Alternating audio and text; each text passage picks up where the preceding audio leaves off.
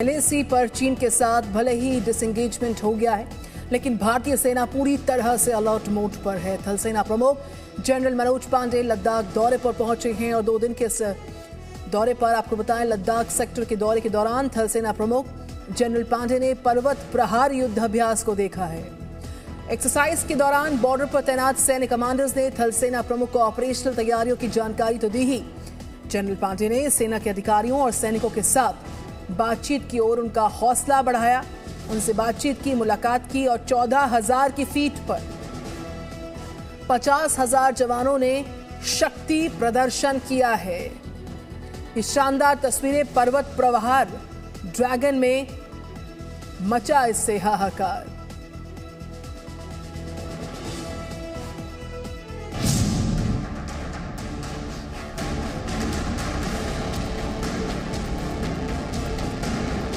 इनके छोटे बच्चे रहते हुए भी ये हर महीने 50,000 कमाती हैं। घर से ही कैंडल मेकिंग बिजनेस करती हैं।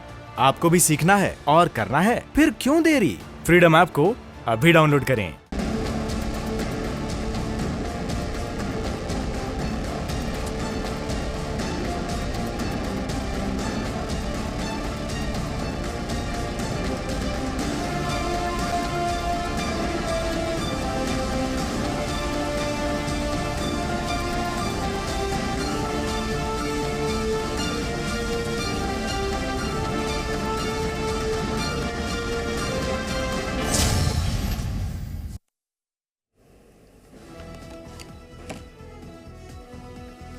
तो जनरल पांडे की लद्दाख विजिट जो है, उसकी जो टाइमिंग है बहुत ज़्यादा मायने रखती है, बहुत इंपॉर्टेंट है ये पूरी टाइमिंग। लद्दाख के गोगरा हॉट स्प्रिंग्स इलाके में चीन की सेना पीछे हट रही है और 12 सितंबर तक के डिसएंगेजमेंट पूरा हो जाएगा। जनरल पांडे की इस विजिट पर चीन और पाकिस्तान दोनों की निगाहें बनी हुई हैं।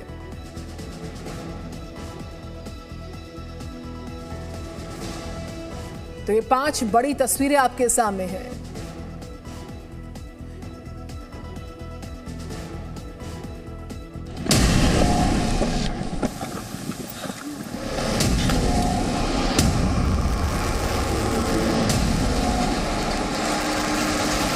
लद्दाख में चीन की सेना पीछे हटी, पाकिस्तान में मच गई खलबली। मेरी ज़ाती राय तो ये है कि फॉर अ मोमेंट इंडिया को ये विक्ट्री इसलिए हुई है कि इंडिया ने बड़ी टफ लाइन ली। अब इंडिया से जो खबर आ रही है वो खबर ये है कि जी उनकी जो यानी डिसएंगेजमेंट हो रही है। Army chief general Manoj Pande का लद्दाख दौरा, LOC पार पाकिस्तान में जबरदस्त चर्चा। भारत ने बड़ी खूबसूरती के साथ वेस्ट को या दुनिया को ये बावर करा दिया है कि चाइना के खिलाफ we are the only civilised nation in the region who can stop China। Ladakh में लाइन ऑफ कंट्रोल पर डिसएंगेजमेंट हो रहा है। चीन की सेना पीछे हट रही है और इस्लामाबाद में इसकी चर्चा हो रही है। पाकिस्तानी मीडिया को लगता है कि इंडिया ने ड्रैगन को सेट कर दिया। मेरी ज़ाती राय तो ये है कि फॉर अ मोमेंट इंडिया को ये विक्ट्री इसलिए हुई है कि इंडिया ने बड़ी टफ लाइन ली, एक बात। दूसरा, इंडिया ने एट होम एक नैरेटिव जनरेट किया चाइना के बारे में कि हमें चाइना से कारोबार करना है, लेकिन चाइना हमारा एनिमी है। थर्ड, इंडिया को ये एडवांटेज हुआ कि इंटरनेशनल कम्युनिटी में ये मैसेज चला गया कि अब इंडिया जो है वो चाइना के अगेंस्ट खड़ा हो गया है। और सारी वेस्टर्न वर्ल्ड, और पर्टिकुलरली वेस्टर्न वर्ल्ड में अगर मैं अमेरिका की बात करूं, तो वो जो चाइना के अगेंस्ट एक ग्लोबल नैरेटिव बनाते हैं, उसमें इंडिया ने अपनी लाइन ड्रॉ करके अमेरिका के साथ खड़ा हो गया। चाइनीज आर्मी LAC पर मोर्चा छोड़ने लगी है। लाइन ऑफ एक्चुअल कंट्रोल पर सिचुएशन इंडिया के कंट्रोल में है और ये देखकर पाकिस्तानी न्यूज चैनलों पर इंडिया के बारे में नॉन स्टॉप कमेंट्री चल रही है। पहली दफा एक तवील अरसे के बाद यानी जुलाई में उनकी आखिरी मुलाकात हुई थी उनके कोर कमांडर्स की, और वो मुलाकात जो है 17 जुलाई की वो नाकाम हो गई थी। अब इंडिया से जो खबर आ रही है वो खबर ये है कि जी उनकी जो यानी डिसएंगेजमेंट हो रही है PP-15, ठीक है, पेट्रोल पॉइंट 15 जो है, जो कि ईस्टर्न लद्दाख में है, और जो गोगरा का इलाका है, गोगरा हॉट स्प्रिंग्स, अगर हम ऊपर देखें तो वहां पे डिसएंगेजमेंट हो रही है, यानी चाइना की फौज और इंडिया की फौज दोनों जो बिल्कुल टकराव की सूरत में थे वो पीछे जा रहे हैं। पाकिस्तान को एलएसी पर भारत आगे और चीन पीछे क्यों दिख रहा है? इसकी वजह है लेटेस्ट खबर। चीन के सैनिक गोगरा हॉट स्प्रिंग्स इलाके में पेट्रोलिंग पॉइंट 15 से पीछे हटने लगे हैं। चीन के साथ भारतीय सेना भी पीछे हट रही है। करीब 2 साल से वहां दोनों देशों के सैनिक डटे थे, कोई पीछे हटने को तैयार नहीं था। गोगरा हॉट स्प्रिंग इलाका दोनों देशों की सीमा यानी एलएसी से सिर्फ 3 किलोमीटर दूर है और इसे पेट्रोलिंग पॉइंट 15 या PP-15 के नाम से जाना जाता है। सबसे बड़ी बात यह है कि अगले 48 घंटे में यानी 12 सितंबर तक डिसएंगेजमेंट कंप्लीट हो जाएगी। भारत और चीन के बीच युद्ध विराम होने के बाद यह चौथा इलाका है जहां से सैनिकों की वापसी शुरू हुई है। भारतीय सेना की ओर से जारी बयान में बताया गया है कि सैनिकों ने पीछे हटना शुरू कर दिया है। भारत और चीन के बीच कोर कमांडर स्तर की 16वें दौर की बैठक में यह फैसला हुआ था। इस दौरान भारत ने टकराव वाले इलाकों से चीन के सैनिकों को पीछे हटाने पर जोर दिया था।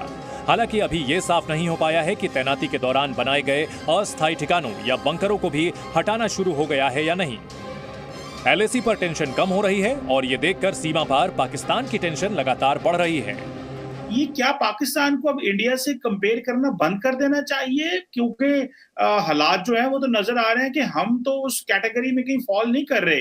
बड़े अरसे से, आज की बात नहीं करो, बड़े अरसे से मैं कहता हूं कि आपको भारत के साथ अपना कंपैरिजन नहीं करना चाहिए। उसकी कई वजूहत है। उसकी सबसे बड़ी वजह तो यह है कि उनका साइज आपसे बहुत बड़ा है। भारत ने बड़ी खूबसूरती के साथ वेस्ट को या दुनिया को यह बाबर करा दिया है कि चाइना के खिलाफ we are the only civilised nation in the region we can stop China. एक तो ये वजह। तीसरा उनके इंस्टीट्यूशंस, उनके एजुकेशन इंस्टीट्यूशंस, फिर उनके मेडिकल में, आईटी में उनके देखें।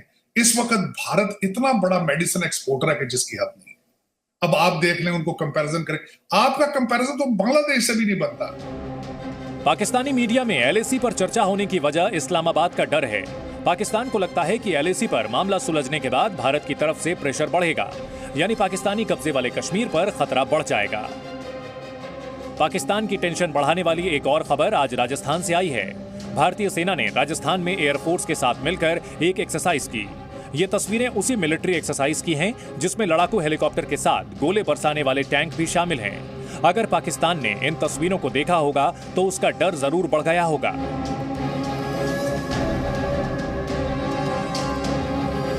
लाइन ऑफ एक्चुअल कंट्रोल यानी एलएसी पर चौथे इलाके से सेनाएं लौट रही हैं। इससे पहले 31 जुलाई 2021 को हुई 12वें दौर की कोर कमांडर स्तर चर्चा के बाद 5 अगस्त को गोगरा पेट्रोलिंग पॉइंट 17A से सैनिकों की वापसी हुई थी। फरवरी 2021 में दोनों देशों के बीच हुए समझौते के बाद रेजांगला, रेचिनला और पेंगोंग झील के फिंगर 4 एरिया से दोनों देशों के सैनिक पीछे हटे थे। इन खबरों को देखकर पाकिस्तान खौफ में है और साथ ही पाकिस्तानी मीडिया को दिल्ली से उम्मीदें भी हैं। ये उस वक्त हो रहा है जब ये वो हफ्ता शुरू हो गया है जिसमें प्राइम मिनिस्टर मोदी, शहबाज शरीफ साहब, प्राइम मिनिस्टर शहबाज शरीफ, ये शी जिनपिंग, पुतिन, इन सब ने मिलना है एससीओ में। और एससीओ में इन्होंने मिलना है यानी शंघाई कॉर्पोरेशन ऑर्गेनाइजेशन में मिलना। और वहां पर जो सबसे इंपॉर्टेंट मीटिंग्स हैं वो 2 मीटिंग्स हैं।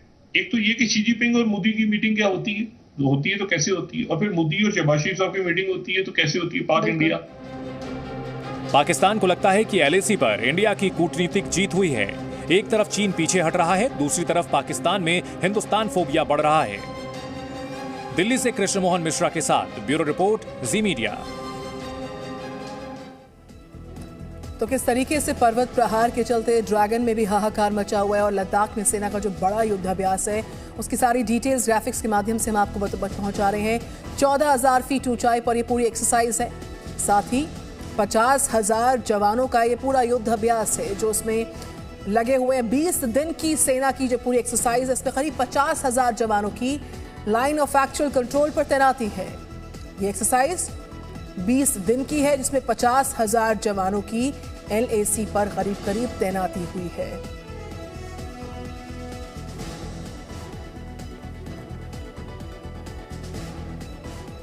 और अगर आज ये सवाल पूछा जाए कि क्या गोगरा हॉट स्प्रिंग से हो रही सेना वापसी की बात चीन पर भरोसा कर सकते हैं, तो इसका जवाब है कि बिल्कुल नहीं कर सकते हैं। सेनाओं की वापसी के हर कदम पर भारतीय सेना की नजर रहेगी।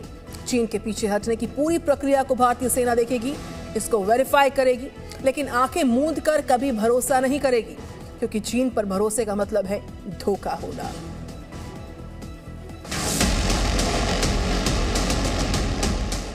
चीन पर भरोसा करना मुश्किल ही नहीं, नामुमकिन है। एलएसी पर टेंशन कम करने के लिए भारत और चीन की सेनाओं के बीच सहमति बनी है, लेकिन चीन अब भी भरोसे के लायक नहीं है। चीन के ऊपर हिंदुस्तान कभी भी विश्वास नहीं कर सकता, क्योंकि जिस हिसाब से पहले वो तिब्बत में घुसा और उसके बाद में वहीं से 62 के अंदर हिंदुस्तान के लद्दाख और अरुणाचल प्रदेश के रीजन्स में घुसा है और उसके बाद वहां बैठ गया। इससे पहले जून 2020 में गलवान में चीन के सैनिकों की घुसपैठ के बाद खूनी मुठभेड़ हुई थी, जिसमें भारत के 20 और चीन के 45 सैनिक मारे गए थे। भारत और चीन के बीच 5 मई 2020 से दक्षिणी लद्दाख में झड़प शुरू हुई थी। भारत ने चीन पर सीमा के अतिक्रमण का आरोप लगाया और दोनों देशों ने अपने सैनिकों की तैनाती बढ़ानी शुरू की। अप्रैल 2020 के बाद पैंगोंग झील के पास भी चीन ने घुसपैठ की थी। साल 2017 में डोकलाम में भी चीन ने भारत को धोखा दिया। यहां भी धोखे से चीन घुस गया था। पैंगोंग झील के अलावा दोनों देश की सेना के बीच सबसे ज्यादा तनाव दौलत बेग ओल्डी तक जाने वाली रास्ते पर है और डेप्सांग के मैदानों से लगे कई मोर्चे ऐसे हैं जहां इस वक्त भी दोनों देशों की सेनाएं आमने सामने हैं। चीन का धोखा देने का इतिहास बहुत पुराना है। साल 1962 में चीन ने भारत पर आक्रमण कर दिया और लद्दाख में भारत के बड़े इलाके पर कब्जा कर लिया था। उसके जो 60,000 सैनिक हैं वो वहीं पर हैं और अभी भी उनकी बस्तरबंद गाड़ियां, टैंक्स, आरटी गन वो रुडोंग में हैं। इसका मतलब ये कह सकते हैं कि जो चीन है उसने टेम्परेरी डिसएंगेजमेंट की है, मगर वहां पर डी इंडक्शन नहीं की। अगर कल को वो दोबारा वापस आना चाहता है तो वो आ सकता है। अक्सर ऐसा होता है कि भारत और चीन की सेनाओं के कमांडर्स की बातचीत चल रही होती है और दूसरी तरफ चीन के सैनिक टेंट लगा देते हैं, यानी जब भी विवाद सुलझने की उम्मीद दिखती है तब चीन तैयार नहीं होता। इसलिए सेना वापसी की खबरों से चीन की चालबाजी खत्म होने और समझौते का 100% सम्मान करने की उम्मीद रखना गलत होगा। चीन की चालबाजियों को देखते हुए ही कुछ मोर्चों से सैनिक पीछे हटे हैं, लेकिन इस वक्त भी भारत और चीन के 50-50 हजार सैनिक एलएसी पर एक दूसरे के सामने तैनात हैं। ब्यूरो रिपोर्ट, जी मीडिया। इनके छोटे बच्चे रहते हुए भी ये हर महीने 50,000 कमाती हैं। घर से ही कैंडल मेकिंग बिजनेस करती हैं। आपको भी सीखना है और करना है, फिर क्यों देरी? फ्रीडम ऐप को अभी डाउनलोड करें।